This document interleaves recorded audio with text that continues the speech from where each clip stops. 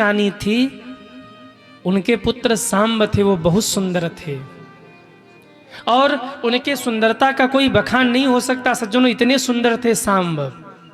एक दिन ध्यान से सुनना, भगवान के परिवार का अंत कैसे हो गया और भगवान क्यों नहीं बचा पाए अपने परिवार को। ध्यान से सुनिए। एक दिन कुछ महात्मा भगवान के घर में आए। भगवान ने स्वागत करके महात्माओं को विश्राम कराया, परंतु भगवान के बच्चों को मजाक सूझा। भगवान के बच्चे कहने लगे, ये महात्मा सीताराम सीताराम नमो नारायण करते घूमते हैं, जरा हम इनकी परीक्षा लें कि इनके भीतर कोई शक्ति है भी कि ऐसे ही घूम रहे हैं। किया क्या? जामोती के पुत्र सांब को भगवान के अन्य पुत्रों ने मिलकर के साड़ी पहना दिया, पेट में एक तकिया बांध दिया और ऊपर से वस्त्र से उसे ढक दिया। घूंघट करके उस सांब को ले गए महात्माओं के सामने और जा करके कहा, महात्मन ये मेरी पत्नी है, ये गर्भवती है, जरा देख कर बताइए इसको बेटा होगा कि बेटी होगी। आप तो बड़े ज्ञानी हो ना, जरा बताओ ये जो स्त्री है इसको बेटा होगा कि बेटी होगी। महात्मा ने आंख बंद किया और जैसे ही आंख बंद किया समझ गए ये बच्चे हमारा मजाक बना रहे हैं। आप जितनी ऊंचाई पर होंगे ना, बचने का जगह आपके लिए उतना ही कम हो जाएगा। आप जितनी ऊंचाई पर होंगे आपके लिए छिपने के लिए जगह नहीं मिलेगा। एक साधारण व्यक्ति के जीवन में और एक पद पर बैठे व्यक्ति के जीवन में बहुत बड़ा फर्क होता है। इंसान बनना आसान है पर भगवान बनना आसान नहीं है। भगवान के बच्चों ने गलती की, ये बात यहाँ बड़ी हो गई। महात्माओं को क्रोध आया और कहा कि महात्माओं ने कहा, तुम भगवान के बच्चे होकर ऐसी गलती कर रहे? तुम पूछते हो एक बालक को स्त्री का रूप बना के हमारा उपहास करते हो? तो सुन लो कान खोलकर, न बेटा होगा न बेटी होगी, हल मूसल जन्म लेगा, जो हल मूसल तुम्हारे यध्वंस का संहार कर देगा। इतना कह के महात्मा उठे और चले गए। अब बच्चों को ध्यान आया कि हमसे तो गलती हो गई। बाबूजी बार बार कहते थे संतों का अपमान मत करना, पर हम पिताजी की बात को समझे नहीं। माँ बाप की बात बच्चों को बहुत बुरी लगती है और जब माँ बाप की बात बच्चों को बुरी लगने लगे ना, तो जितने युवा हैं कान खोलकर सुन लो, बर्बादी होने वाली है। अब सत्यानाश होने वाला है, अब सब कुछ नष्ट होने वाला है। क्योंकि माँ बाप उनके बाल धूप से नहीं पके हैं, जीवन का अनुभव है, जीवन के अनुभवों को खा खा कर उनके बाल पके हैं। माँ बाप यदि बच्चों को कोई बात कह रहे हैं तो बच्चों को उस बात को समझना चाहिए, और बच्चे नहीं समझेंगे तो सुन ले, यहाँ जितने युवा पीढ़ी के बच्चे बैठे हैं, अगर आप अपनी माँ बाप की बात को नहीं समझते हैं तो एक दिन खाई में जरूर गिरेंगे, एक दिन धोखा जरूर मिलेगा, एक दिन दुखी जरूर होंगे। लेकिन माँ बाप को भी चाहिए कि सोच समझ करके बच्चों को सलाह दें। हो सकता है बच्चे जिस मार्ग पर जा रहे हो वो मार्ग उनके लिए सही हो, आप समझ न पा रहे हो तो समझ बूझ कर तब आज्ञा करना चाहिए। और बच्चों को क्या चाहिए? बच्चों को चाहिए कि माँ बाप कुछ कह रहे हैं तो उनके आज्ञा का तुरंत वो पालन करें, फिर ना नुकुर न करें। अगर माँ बाप ने कोई आज्ञा कर दी तो फिर उनके आज्ञा का पालन बच्चों का धर्म है। बच्चे अब समझे कि बड़ा विलंब हो गया, पिताजी ने मना किया था, पिताजी ने जिस चीज के लिए मना किया था हमने वही किया। कहते हैं सांब के पेट से कपड़ा हटा करके देखा तो वहां न तो बेटा था न बेटी, सांब के पेट से एक हल मूसल का जन्म हुआ, एक मूसल प्रागट्य हुआ। सज्जनों, मूसल प्रकट हुआ। उस मूसल को देखते ही घबरा गए बालक। उस मूसल को लेकर के उग्रसेन के पास पहुंचे और कहा, नाना जी बहुत बड़ा अपराध हुआ है, महात्मा के श्राप से ये मूसल प्रकट हुआ है और इसी मूसल से हम सबका संहार होने वाला है। उग्रसेन रो पड़े, बेटा अगर पहले ही मेरे पास आ गए होते तो आज इस दुर्गति को प्राप्त नहीं हुए होते। कहा बरसा जब कृषि सुखाने, अब जब श्राप लग गया है तब तुम आए हो हमारे पास। अभी तक कभी पूछने भी नहीं आए कि नाना जी हमें करना क्या है। लेकिन अब जो होना था वो तो हो ही गया, अब किया क्या जाए। कन्हैया को नहीं बताया क्योंकि जानते थे अगर कृष्ण को बताएंगे तो ठाकुर जी तुरंत उलट पलट कर देंगे। प्रेम से नाना जी ने दाऊ को बुलाया और दाऊ को बुला करके कहा, दाऊ बच्चों से गलती हो गई है, कुछ करो इस हल मूसल का। दाऊ दादा ने हल मूसल को लिया और इतने तेज से रगड़ा है कि उस हल मूसल का चूर्ण बन गया। सज्जनों, कहा नाना जी आप चिंता मत करिए, मैं काल हूं, शेष है ना शेष नाग, मैं काल हूं, टाल दूंगा मृत्यु को। लेकर के उस राख को गए, उस चूर्ण को लेकर के गए, समुद्र में ले जाकर के फेंक दिया। रगड़ते रगड़ते एक छोटा सा टुकड़ा बच गया था जो रगड़ा नहीं गया। दाऊ दादा ने उसे जंगल में फेंक दिया। लेकिन कहते हैं जब भगवान की ही इच्छा हो गई है तो कौन रोक सकता है। जैसे ही वो टुकड़ा जो था वो जंगल में फेंका, एक व्याध जा रहा था, वो व्याध उस टुकड़े को पा लिया, पा गया, वो उसे मिला वो टुकड़ा। और जैसे ही उस टुकड़ा को उसने देखा, उठा लिया, रख लिया अपने पास, घर लेके आया और एक बाण में उस टुकड़े को उसने लगा लिया। ये वही टुकड़ा है जिससे भगवान का अंत होगा। और उधर चूर्ण का क्या हुआ, समुद्र ने हिलोरों से उसे बाहर फेंक दिया, लहरों से बाहर फेंक दिया। जैसे ही वो छोटे छोटे कण आके समुद्र के किनारे लगे हैं, उन्हीं कण से एक सरकंडे का घास प्रकट हुआ। सज्जनों, सरकंडे का घास प्रकट हुआ। दाऊ दादा बैठकर उन सरकंडों को देख रहे हैं कि हम इनको नष्ट कर देंगे। इतने में ठाकुर जी पीछे से आए और कंधे पर हाथ रखा। दाऊ दादा चौंक कर पीछे मुड़े, देखा तो मुस्कुराते हुए कन्हैया खड़े थे। कहा दाऊ दादा क्या छिपा रहे हैं। कहा कृष्ण अब क्या छिपाना है, बच्चों से गलती तो हो ही गई है, हम इसको नष्ट कर देंगे, एक भी सरकंडा यहाँ नहीं छोड़ेंगे। जो हमारे परिवार वालों का प्राण लेगा हम उसे पहले नष्ट कर देंगे, यही हम सोच रहे हैं। भगवान मुस्कुराए और भगवान ने कहा काल का बाण तो चल चुका है दाऊ दादा, एक एक सरकंडे में हमें अपने एक एक बच्चों का प्राण दिखाई दे रहा है। और देखो ना, ये सरकंडे इतने धारदार हैं कि इनके सामने तलवार की नोक भी फीकी है, क्योंकि काल का बाण चल चुका है।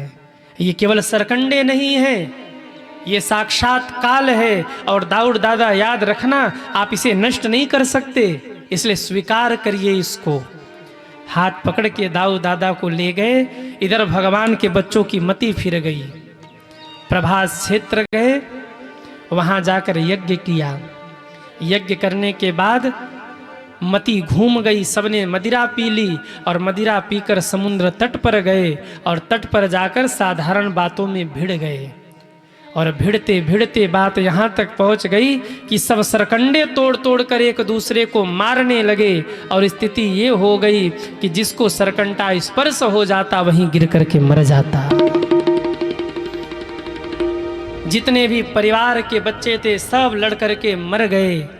चारों ओर हाहाकार चीत्कार देखकर दाऊ दादा रो पड़े। कहा कन्हैया अब हमें यहाँ नहीं रहना, अब मुझे भेजो अपने धाम। अब ये देखने के बाद क्यों जीवित रहेंगे हम। भगवान ने कहा जाइए। और जैसे ही कहा जाइए, दिव्य स्वरूप धारण करके दाऊ दादा भगवान के धाम चले गए। बोलिए दाऊ दादा की जय हो। अब क्या स्थिति है, अब बची हैं रानियां, अब बची हैं पुत्र वधुएं, अब बची हैं बहुएं घर में। करें क्या, इनको सुरक्षित स्थान पर भेजना है। अर्जुन को बुलवा करके भगवान ने कहा मेरी रानियों को लेकर तुम हस्तिनापुर जाओ। अब भगवान की लीला देखिए, भगवान कहते हैं मेरी रानियों को लेकर हस्तिनापुर जाओ, रास्ते में कहीं रुकना मत, क्योंकि ये द्वारिका समुद्र में डूबने वाली है। अर्जुन रोते हुए उन रानियों को लेकर हस्तिनापुर चले। जंगल में पहुँचे ही थे कि साधारण कोल भीलों ने अर्जुन के ऊपर आक्रमण किया। उन रानियों को छीन लिया है कोल भीलों ने, और वो कोल भील कोई और नहीं, मेरे ठाकुर जी ही कोल भील का रूप बना के पहुँच गए थे। रानियों को भेज दिया। पांडव पहुँचे, पता लगा कि ऐसी घटना हो गई। पांडव स्वर्गारोहण कर गए और इधर मेरे ठाकुर जी क्या कर रहे, अब सब चले गए। द्वारिका समुद्र में डूब गई। भगवान एक झाड़ी के पीछे बैठे हुए हैं, एक पैर पर दूसरा पैर चढ़ा करके दोनों हाथ को बांधकर, सिर पे मोर मुकुट है, भगवान ऐसे सिर टिकाकर बैठे हैं। वो व्याध आया जिस व्याध ने वो कील पाया था। अब लीला देखिए ठाकुर जी की। धनुष पर बाण चढ़ा के वो व्याध घूम रहा था। इतने में उसने देखा कि झाड़ी के पीछे कुछ लाल लाल दिख रहा है। भगवान के लाल लाल अंगूठे दिखे। उस व्याध को लगता है कोई हिरण है, कोई जीव है। व्याध ने बाण खींचा है और जैसे ही बाण खींचा समुद्र में लहरें उठने लगी हैं, पहाड़ टूट टूट कर गिरने लगे हैं, बादल आकाश में छा गए हैं, भयंकर गर्जना होने लगी। आज क्या होने वाला है किसी को नहीं पता। इतने में व्याध ने बाण खींच के बाण छोड़ा। वृक्षों ने लपक करके बाण को रोकना चाहा, पर बाण ने वृक्षों को काट गिराया। प्रकृति सामने आई, बाण ने प्रकृति को हटा दिया। पत्ते सामने आए, पत्ते हट गए। हवा ने रोकना चाहा, कैमरा भी डगमगा रहा है। हवा ने रोकना चाहा, लेकिन काल का बाण चल चुका है, तो अब इसे कौन रोक सकता है। वो बाण जा करके भगवान के पैर में लगा। भगवान के मुख से आह शब्द की ध्वनि हुई। सज्जन, जैसे ही आह शब्द की ध्वनि हुई, उस व्याध को लगा कौन है। व्याध दौड़ा तो देखा भगवान श्री कृष्ण के चरणों से रक्त की धारा बह रही थी। व्याध जाकर चरणों से लिपट गया, प्रभु हमें क्षमा कर दीजिए, हमसे बहुत बड़ा अपराध हो गया। हमने आपके चरणों में बाण मार दिया नाथ, हमें क्षमा कर दीजिए। मैं वैद्य को ले आता हूँ, मैं उपचार कराता हूँ। मैं अभी गया वैद्य को लेके आया। व्याध धनुष बाण छोड़कर ज्यों दौड़ा था, भगवान ने दौड़कर उसके हाथ को पकड़ लिया। कहाँ जा रहे? व्याध ने कहा वैद्य को लाने। कहा वैद्य को मत लाओ, अब हमारे और तुम्हारे दोनों के जाने का समय हो गया। पहचान नहीं रहे हो? मैं वही राम हूं त्रेता युग वाला, और तुम वही बाली हो त्रेता युग के। मैंने तुम्हें छिपकर मारा था। तुमने पूछा था मैं बैरी सुग्रीव प्यारा, अवगुण कमन नाथ मोहि मारा। मैंने दलिते दी थी अनुज बधू भगिनी सुत नारी, सुन सट कन्या सम ये चारी। तुमने कहा था पशुओं के लिए कोई मर्यादा नहीं, हम तो बंदर है, फिर हमारे लिए कैसी मर्यादा। मैं बोल नहीं पाया था। बात को टालने के लिए मैंने केवल इतना कहा था, मूढ़ तो ही अतिशय अभिमाना। मैंने तेरे अभिमान को नष्ट किया है। बता तुझे जीवन दान दे दूं तो तूने मृत्यु स्वीकार किया था। पर बाली, मेरे मन में बड़ी पीड़ा हुई कि मैंने मारा है बाली को, तेरा ही हिसाब रह गया था अंत में, और सबका तो हो गया था। सुन, मैंने तुझे छिपकर बाण मारा था, आज तूने मुझे छिपकर बाण मार लिया, मेरा तेरा हिसाब किताब बरोबर हो गया। इतना कह के भगवान ने व्याध को अपने धाम भेजा और अब दिव्य स्वरूप धारण करके भगवान भी अपने धाम चले गए। बोलिए कृष्ण कन्हैया लाल की जय हो। याद रखिए, भगवान का परिवार क्यों नष्ट हुआ? क्योंकि भगवान के परिवारी जनों को अभिमान हो गया कि भगवान हमारे पिता हैं, भगवान हमारे साथ है, हमारा कोई क्या बिगाड़ सकता है। और इसी अभिमान में ये तो ठीक था कि भगवान हमारे हैं, पर इसके बाद हम कुछ भी करें हमें कोई दिक्कत नहीं है। ये अभिमान भगवान के बच्चों को ले डूबा। ये कथा सुनने के बाद जीवन में कभी अभिमान मत करना, क्योंकि अभिमान आएगा तो नष्ट होने में विलंब नहीं लगेगा सज्जनों। जब अभिमान आता है ना तो बड़े बड़ों को ले डूबता है। एक प्रसंग मैं आपको सुनाऊं, ध्यान से सुनना। जिस समय पांडव द्रौपदी को जुए में हार गए, दुर्योधन कहता है ले आओ उस द्रौपदी को, निर्वस्त्र करके समाज में खड़ा कर दो, उसे वस्त्र का हरण कर दो। दुर्योधन की बात को सुनकर दुशासन दौड़ा है। द्रौपदी माँ अपने कक्ष में थी, दुशासन बिना किसी रोक टोक के प्रवेश करता है और जाकर कहता है चलो दुर्योधन भैया ने बुलाया है। द्रौपदी कहती है दुशासन तेरी मति मारी गई है, तू अपने कुल के कुल वधू को ऐसे कह रहा है। दुशासन कहता है चलोगी कि नहीं चलोगी? द्रौपदी माँ ने कहा अगर नहीं गई तो दुशासन ने कहा केसों से घसीट कर ले चलूंगा। दुशासन ने द्रौपदी के केसों को पकड़कर घसीट दिया और घसीटते हुए वो सभा में लेकर के आया है। द्रौपदी माँ आज रो रही हैं, दुशासन घसीटते हुए लेकर के जा रहा है द्रौपदी माँ को, परंतु मन में एक भाव है, वहाँ पितामह हैं, द्रोणाचार्य हैं, कृपाचार्य हैं, ये क्या कर सकता है हमारा? अरे पितामह बोल देंगे, द्रोणाचार्य बोल देंगे, कृपाचार्य बोल देंगे, और फिर मेरे 5-5 पति वहाँ बैठे हुए हैं, इसकी क्या हिम्मत है कि मुझे हाथ भी लगा सके वहाँ। बड़े अभिमान, मन में बड़ा अभिमान है, खींच कर ले गया दुशासन।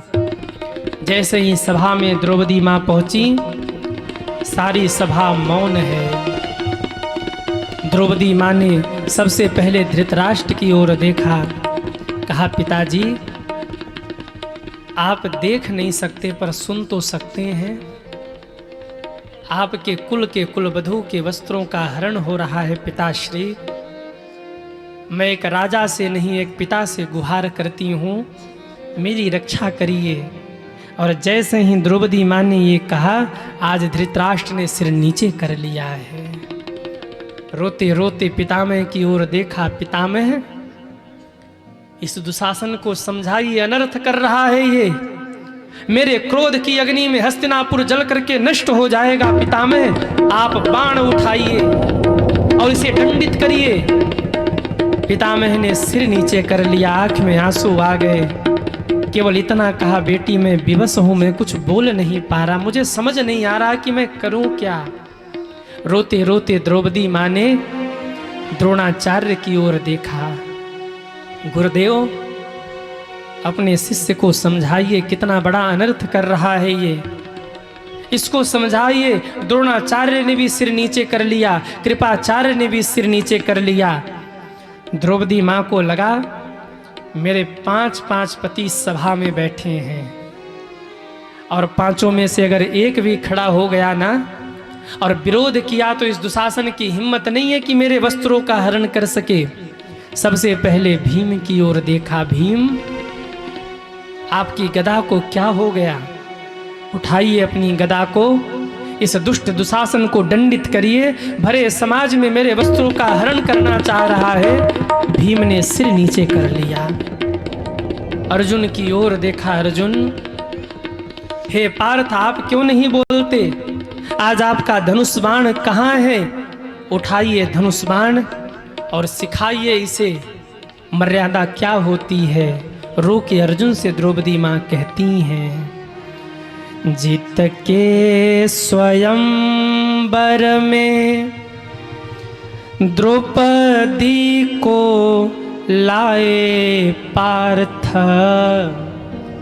काहे गईला जुआवा में हरि मोरे बीरना, काहे गईला जुआवा में हर मोरे बीरना। हे पार्थ, आप तो हमें जीत करके लाए थे, क्यों हार गए जुए में? अर्जुन ने भी सिर नीचे कर लिया। द्रौपदी को लगा अभी धर्मराज है, धर्मराज को कहा, धर्मराज ने भी सिर नीचे कर लिया, नकुल सहदेव ने भी सिर नीचे कर लिया। और जब किसी ने सहायता नहीं की तब कहते हैं द्रौपदी माँ को लगा मैं क्षत्राणी हूँ, मैं अपनी रक्षा स्वयं से कर सकती हूँ। दोनों हाथ से साड़ी को पकड़ा है और रो रो के कृष्ण को पुकारने लगी। जुआवा में हारी गईले मती सबके मारी गईले, जुआवा में हारी गईले मती सबके मारी गईले, द्रौपदी के लाज के बचाई मोरे बीरना,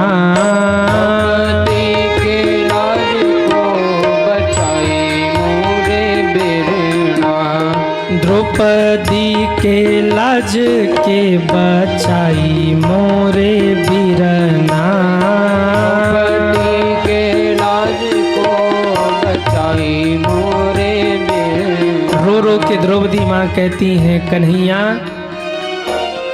क्या याद नहीं है, तुम हमारे बचपन के सखा हो और हम तुम्हारी सखी हैं। सदैव कहते थे सखी कभी मौका मिले तो हमें बुलाना, हम जरूर आएंगे रक्षा के लिए।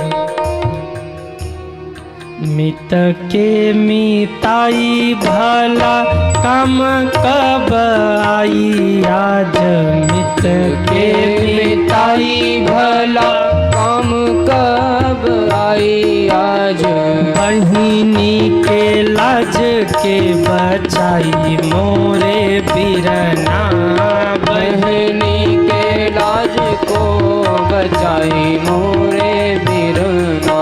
ओ बहिनी के लाज के बचाई मोरे बीरना, बहनी के लाज को बचाई मोरे बीरना। द्रौपदी माँ कहती हैं भैया भाई चाहे जैसा हो, पर यदि बहन विपत्ति में हो ना तो भैया जरूर आता है बहन की रक्षा के लिए। याद रखना एक पति से ज्यादा भी एक स्त्री किसी पर भरोसा करती है तो अपने भाई पर करती है। उसको विश्वास होता है कि एक बार पति मेरा विरोध कर सकते हैं पर मेरा भैया सदैव मेरे साथ खड़ा रहेगा, मेरा साथ कभी नहीं छोड़ेगा। जिस भैया को रक्षा सूत्र हमने बांधा है वो भैया हमारा साथ कभी नहीं छोड़ेंगे, ये एक बहन को भरोसा होता है। द्रौपदी रो करके कहती हैं भैया आज आप नहीं आए तो मेरी रक्षा कौन करेगा। बीरना सरीखे आवा हिरना से धाई आज, कैसे आओ जैसे हिरण दौड़ के आता है भैया। बीरना सरीखे आवा हिरना से धाई आज, क्योंकि तोहरे सिवाय केहू ना आई मोरे बीरना, तोहरे सिवाय केहू ना आई मोरे बीरना। ये शब्द सुना, भगवान बैठे भोजन कर रहे थे, मुख का निवाला मुख में ही रह गया, आंखों से आंसुओं की धारा बहने लगी। रुक्मिणी जी पूछती हैं, प्रभु क्या भोजन अच्छा नहीं बना? मुख में कोई कंकड़ आ गया, क्यों भोजन नहीं करते, रो क्यों रहे हैं? भगवान कहते हैं, मेरी बहन मुझे पुकार रही है, मेरा एक भक्त है जो मुझे पुकार रहा है। रुक्मिणी माँ कहती हैं, प्रभु तो आप जाते क्यों नहीं हो? भगवान बोले, अभी पूर्ण समर्पण नहीं है, अभी थोड़ा पुकार रही है और थोड़ा लगता है मैं स्वयं सामर्थ्यवान हूं, मैं अपनी रक्षा कर सकती हूं। और जब तक पूर्ण समर्पित हो के आर्त भाव से नहीं पुकारेगी मैं कैसे जाऊं? अभी खुद का अभिमान है, और जब तक अभिमान है मैं नहीं जाने वाला। इतना कह ही रहे थे, द्रौपदी माँ ने अपने वस्त्रों को दोनों हाथों से पकड़ा था, दुशासन ने एक झटका दिया, दोनों हाथ छूट गए हैं। और जैसे ये दोनों हाथ छूटा, हा द्वारिका नाथ कह के दोनों हाथ ऊपर किया है और रोकर बोली, मैंने पचरंग साड़ी फाड़ी, अब आ गई तेरी बारी। मैंने पचरंग साड़ी फाड़ी, अब आ गई तेरी बारी। अब आवो कृष्ण मुरारी, अब आ गई तेरी बारी। अब आओ कृष्ण मुरारी, अब आ गई तेरी हे द्वारिकाधीश, एक बार जब आपके हाथ में चोट लगा था ना, मैंने पचरंग चुनरी अपनी फाड़ करके आपके हाथों में बांधा था। आपने कहा था, बहन कभी मौका आने दो, एक एक धागे का मोल चुकाऊंगा। भैया उस धागे के मोल को चुकाने का समय आ गया। मैंने पचरंग साड़ी फाड़ी, अब आवो कृष्ण मुरारी। पचरंग साड़ी फाड़ी, अब आओ कृष्ण मुरारी। अब जाए लाज हमारी, अब आवो कृष्ण मुरारी। अब जाए लाज हमारी, अब आओ कृष्ण मुरारी। जैसे ही द्रौपदी माँ ने पुकारा, भगवान कांप गए, उठकर खड़े हुए, क्योंकि अब द्रौपदी माँ ने आर्त भाव से पुकारा, हे प्रभु, हे भैया अब नहीं आए तो आपके बहन की लाज लुट जाएगी। दुशासन वस्त्र खींच रहा है, द्रौपदी माँ रोकर पुकार रही हैं। भगवान दौड़ पड़े, पीछे पीछे गरुण दौड़े, प्रभु बैठ जाइए मेरे ऊपर। भगवान ने धक्का दिया, हट जा, तेरे ऊपर बैठूंगा तो जाने में मुझे विलंब हो जाएगा, मेरे बहन की लाज चली जाएगी। गरुण को छोड़ दिया, पादुका छोड़ दिया, मुकुट छोड़ दिया, कंधे का पटका छोड़ दिया और वस्त्रावतार धारण करके द्वारिका नाथ हस्तिनापुर में प्रकट हो गए। दुशासन वस्त्रों को खींच रहा है, भगवान साड़ी बढ़ा रहे हैं और इतनी साड़ी बढ़ाई, इतनी साड़ी बढ़ाई, दुशासन थक गया। साड़ी बीच नारी है, नारी बीच साड़ी है, साड़ी ही की नारी है कि नारी ही की साड़ी है। थक के गिर गया धरती पर और कहते हैं, अब द्रौपदी माँ ने भगवान को देखा, भगवान का संबल मिला तो ये छत्राणी सिंह की तरह दहाड़ कर खड़ी हुई और जाकर के महाराज के सामने बोली, महाराज हमने तो सुना है केवल आप ही नहीं देख पाते, पर मुझे आज पता लगा कि समाज में सब के सब अंधे बैठे हैं जो मेरी दुर्दशा को नहीं देख पाए। पर याद रखना, जब तक हमारे भैया कृष्ण हमारे साथ हैं, हमारा कोई कुछ नहीं बिगाड़ सकता। हमें चिंता नहीं मेरी, उन्हीं चिंता हमारी है। हमारे प्राणों के रक्षक सुदर्शन चक्रधारी हैं। और इतना कह करके द्रौपदी माँ वहाँ से रोती हुई गई है। बाद में बहुत कुछ हुआ, सबने क्षमा मांगा, पर मेरे कहने का मतलब, भगवान कब आए? जब भगवान ने देखा कि द्रौपदी निराभिमान हो गई, तब भगवान आए। एक दिन द्रौपदी माँ ने पूछा था, प्रभु इतनी साड़ी ले कहाँ से आए? भगवान बोले, भक्तों से हमारा लेना देना चलता रहता है। बचपन में गोपियों के चीर चुराए थे, बड़े होने पर तुम्हारे चीर बढ़ा दिए हमने। और फिर वो जो हाथ कटरे पर तुमने धागा बांधा था ना, साड़ी का छोर बांधा था ना फाड़ के, उसका सूत ब्याज बढ़ गया था, मुझसे ढोया नहीं जा रहा था, वही चुकाया है। जो दिया है ना, वो जो बांधा था तुमने साड़ी का टुकड़ा, उसका सूद ब्याज मैंने दिया है। मूलधन तो अब भी मेरे पास है, कभी जरूरत लगे तो मांग लेना। मूलधन अभी भी सुरक्षित है। जिस दिन निराभिमान हो जाएंगे, उसी दिन भगवान आपको मिल जाएंगे। इसलिए कुछ भी हो जीवन में, ये कथा हुई, इस दास ने कथा गाई, आप लोगों ने कथा सुनी। ये सामर्थ्य नहीं है कि सिंह परिवार के लोग कथा करवा सकें, सामर्थ्य नहीं है कि शशिकांत महाराज कथा बोल सकें। और याद रखना, सामर्थ्य नहीं है आप लोगों में कि आप लोग कथा सुन सकें। तो फिर कौन कर रहा है? सिंह परिवार के भीतर सक्रिय होकर के वही मेरे हनुमान जी कथा करवा रहे हैं। आप लोगों के भीतर सक्रिय हो करके वही मेरे हनुमान जी कथा सुन रहे हैं। और शशिकांत महाराज की बाड़ी में बैठकर वही मेरे हनुमान जी महाराज कथा बोल रहे हैं। हम सब तो केवल माध्यम हैं। इसलिए ये कथा सुनने के बाद भगवान से कह देना, करते हो तुम कन्हैया मेरा नाम हो रहा है, मेरा आपकी कृपा से।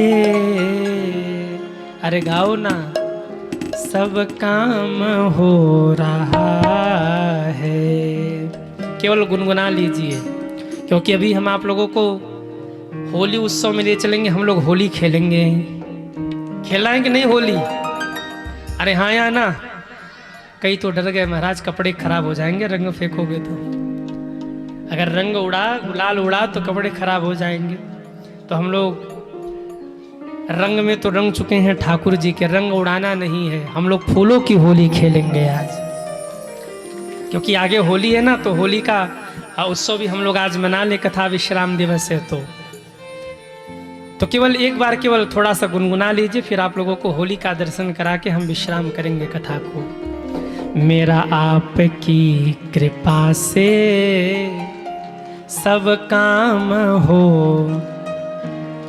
ये तो आपको गाना ही पड़ेगा। कितने लोगों को होली का भजन सुनना है वो हाथ उठाएं। सुनना है ना?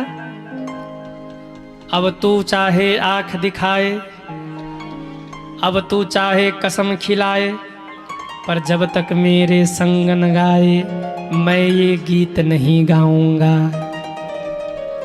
जब तक हमारे साथ आप ये भजन नहीं गाओगे तब तक होली भजन नहीं सुनाएंगे आपको। करते हो तुम कन्हैया, करते हो तुम, मेरा नाम हो रहा है, मेरा आपकी वाह सब काम हो।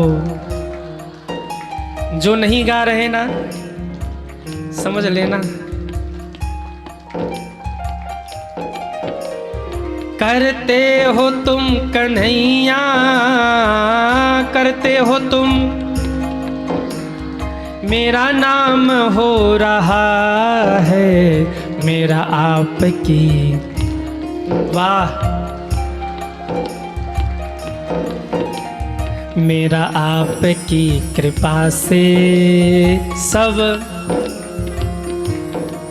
एक बात कहें, कह दे कि रहने दे? आज आप लोग अच्छा गा रहे हो, ताली बजाओ अपने लिए। अच्छा, इतना अच्छा आप लोग क्यों गा रहे हो आज? बड़े खुश हो? अच्छा, खुशी किस बात की कि हम चले जाएंगे? अच्छा, हम चले जाएंगे। कितने लोग खुश हैं? हाथ उठाएं। देखो 4-6 लोगों ने हाथ उठाया। हमारे जाने की खुशी है। अरे राम राम। अच्छा, हम आज चले जाएंगे, कितने लोग दुखी हैं? मतलब कहाँ चले जाएंगे? वहां नहीं, आप लोग तो मतलब कहीं नहीं, मतलब यहां से बाराबंकी चले जाएंगे कथा के लिए, कहीं और मत समझ लेना। तो हम चले जाएंगे, कितने लोग दुखी हैं? हाथ उठाएं। कहाँ चले जाएंगे भाई? कई तो खुश हैं, बाबा गए, झंझट खत्म। 7 दिन से परेशान किया था, ताली बजाओ, कीर्तन करो, शांति हो जाएगी गांव में, हैं? मेरा आपकी कृपा से सब काम हो, करते हो तुम कन्हैया, करते हो, मेरा नाम हो रहा है, मेरा आपकी वाह सब काम हो, मेरा आपकी कृपा से सब काम हो। बोलिए भक्तवत्सल भगवान की जय हो। अब आइए हम सभी लोग होली उत्सव की ओर चलेंगे। ब्रज में भी होली होती है, अयोध्या में भी होली होती है, और हमारे काशी में भी होली होती है। आप लोगों को सबसे पहले कहाँ चलना है होली खेलने? अयोध्या, काशी, वृंदावन। कहाँ पे? अरे धीरे, जरा जोर से बोलो, धीरे से, हमको कम सुनाई देता है। वृंदावन चलना है? काहे, निवादा अच्छा नहीं है? वाह, हम आपको काशी ले चलेंगे, काशी से आपको अयोध्या ले चलेंगे, और वहीं की टिकट रहेगी वृंदावन की, तुरंत मथुरा पहुंचेंगे हम लोग, फिर वृंदावन जाएंगे। तो आइए हम सभी लोग पहले चलेंगे काशी, काशी के होली का दर्शन, फिर अवध के होली का दर्शन, और फिर वृंदावन चलेंगे। आप सभी भी झूमते हुए आनंद लीजिए काशी के होली का, अयोध्या के होली का और वृंदावन के होली का।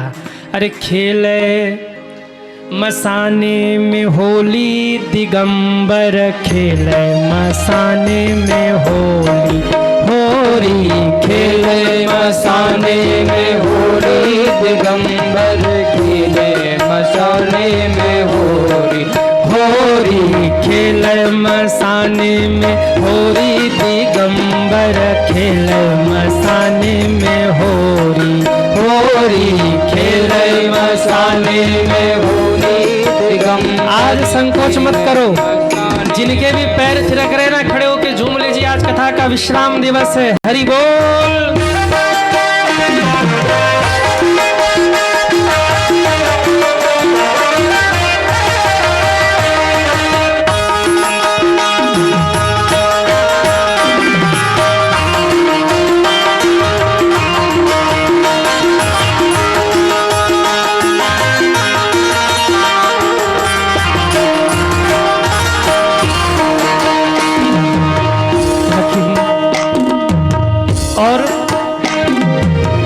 लख सुंदर भागुनी छटा के, लख सुंदर फागुनी छटा के, मन से रंग गुलाल हटा के, मन से रंग गुलाल हटा के, चिता भस्म भर झोरी, हाँ चिता भस्म भर झोरी, दिगंबर खेले मसाने में होरी, होरी खेले मसाने में होरी, दिगंबर खेले मसाने में। जरा उठाइए दोनों हाथों को, हरि बोल।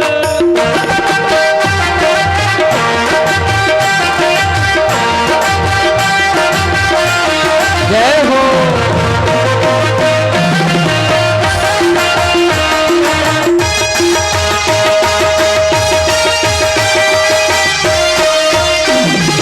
जय हो।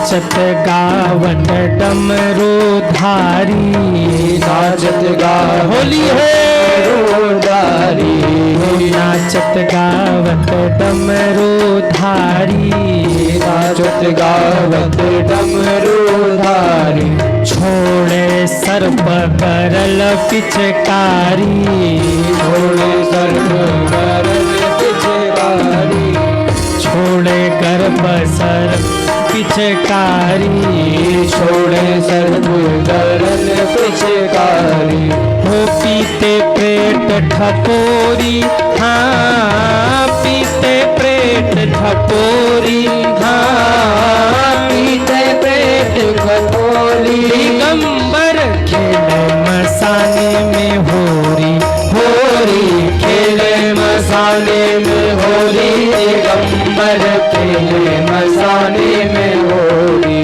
होरी खेले मसाने में होरी, दिगंबर खेले मसाने में। एक बार सभी दोनों हाथ ऊपर करिए और झूमते हुए 1 2 3 4 खेले मसाने में होरी, दिगंबर खेले मसाने में होरी, होरी खेले मसाने में होली, दिगंबर खेले मसाने में। एक बार सब खड़े हो जाइए और सब खड़े होकर होली का आनंद लीजिए। हरि बोल।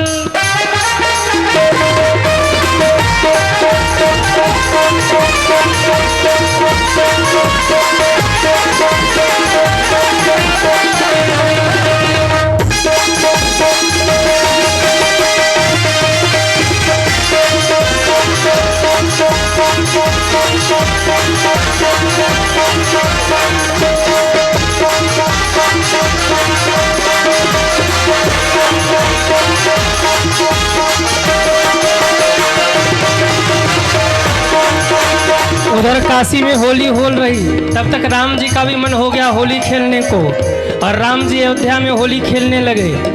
अब चलिए अयोध्या काशी से।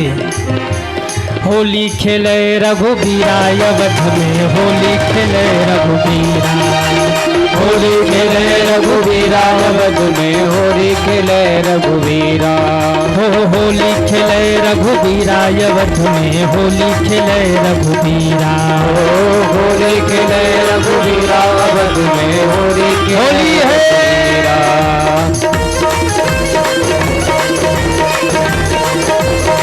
दोनों हाथ ऊपर करके झूमते हुए जय हो।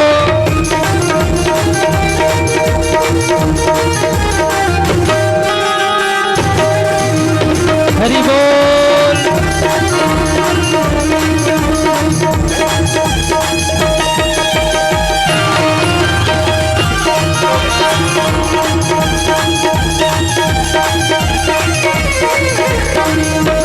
केकरा हाथ कनक पिचकारी, केकरा हाथ कनक पिचकारी, केकरा हाथ कनक पिचकारी, केकरा हाथ कनक पिचकारी, केकरा हाथ अबीरा, केकरा हाथ अबीरा, केकरा हाथ अबीरा, केकरा हाथ अबीरा, होली खेले रघुबीरा अवध में, होली खेले रघुबीरा, होली खेले रघुवीरा अवध में, होली खेले रघुवीरा। एक बार सभी दोनों हाथ ऊपर करिए। 1 2 3 4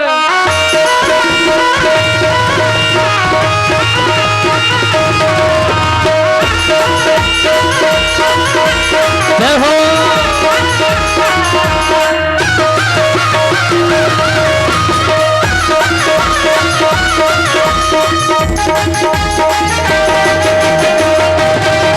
जय हो।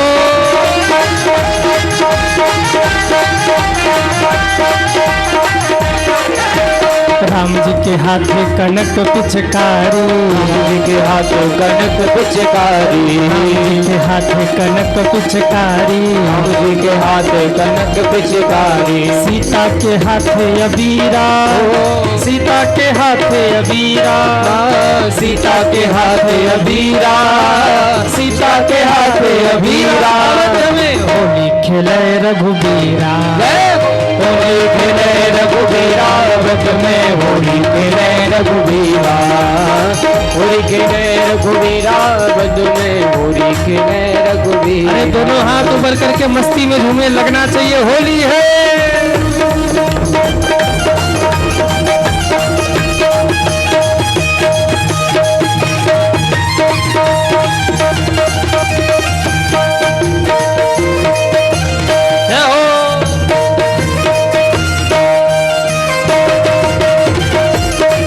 हरि बोल।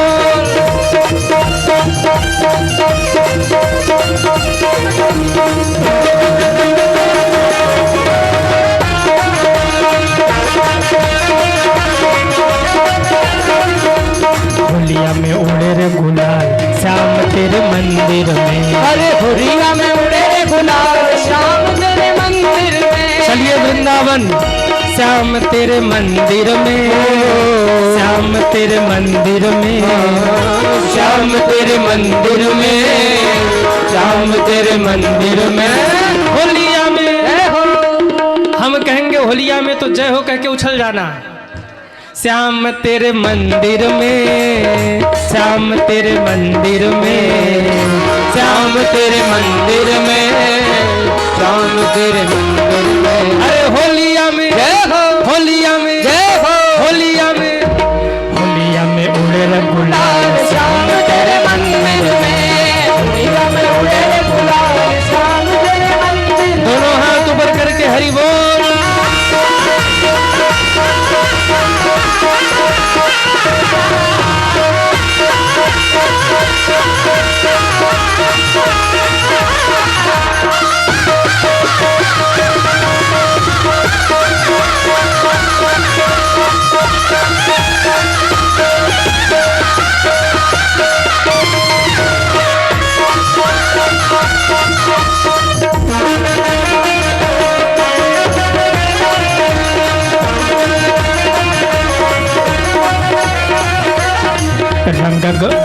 रंग अबीर गुलाल उड़ावे, रंग अबीर गुलाल उड़ावे, रंग अबीर गुलाल उड़ावे, रंग अबीर गुलाल उड़ावे।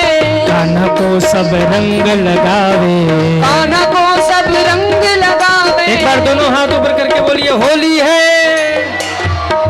अरे उछल के बोलो होली है, होली है, होली है। रंग अबीर गुलाल लगावे, रंग अबीर गुलाल लगावे। काल को कर दियो लाल श्याम तेरे मंदिर में, अरे काली को कर दियो लाल श्याम तेरे मंदिर में। होलिया में उड़े गुलाल श्याम तेरे मंदिर में। अरे होलिया में उड़े गुलाल श्याम तेरे मंदिर में। दोनों हाथ ऊपर करके हरि बोल।